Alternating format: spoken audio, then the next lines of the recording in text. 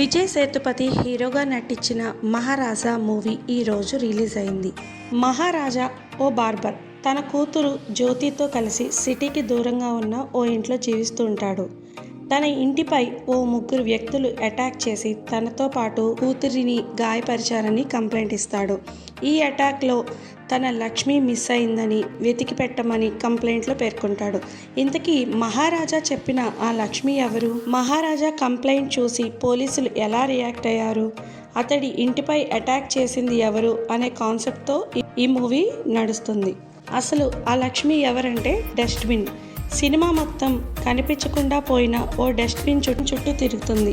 అయితే డస్ట్బిన్ పోయిందని ఓ వ్యక్తి పోలీసులకు కంప్లైంట్ ఇవ్వడం, ఆ తర్వాత జరిగే పరిణామాలను దర్శకుడు ఆసక్తికరంగా చూపించాడు. సింపుల్ పాయింట్తో మొదలై ఊహలకు అందని ట్విస్ట్లతో మూవీ సాగుతుంది. ముఖ్యంగా క్లైమాక్స్లో వచ్చే మలుపు అదిరిపోతుంది. సినిమాలోని యాక్షన్ సీక్వెన్స్లు చాలా అద్భుతంగా ఉంటాయి. సింపుల్ క్యారెక్టర్లో విజయ్ సేతుపతి నటన చాలా అద్భుతంగా ఉంది.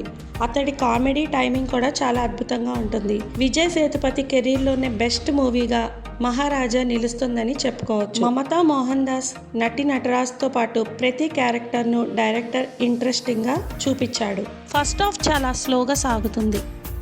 సెకండ్ హాఫ్ మాత్రం చాలా ఎక్స్ట్రాడినరీగా స్టార్ట్ అవుతుంది. విలన్గా అనురాగ్ కశ్యప్ కూడా చాలా అద్భుతంగా నటించాడు. క్లైమాక్స్లో వచ్చే ట్విస్ట్ చాలా అద్భుతంగా ఉంటుంది. క్లైమాక్స్లో వచ్చే ట్విస్ట్ కోసం ఈ మూవీ తప్పకుండా చూడాలి. ఈ సినిమాకి నేనిచ్చే రేటింగ్ 4.5/5.